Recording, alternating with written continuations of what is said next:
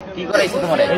পরে ঘরে লয়ে যাবার কতক্ষণ বাইরে ওই গিয়ে করবি না আলে ধরে কি করবো পরে পকেট পাইজাম বিদ্যা আমার শিখাইছি আমি কই না করি আমি কই কি পাপ এটা আল্লাহ আগুনে যাবো তোমার শাস্তি তুমি একটু কইরো না কই কি না এর লেগে আমার এতদিন মারছে এই লোকটা তোমার কি পকেট মারা শিখাইছে?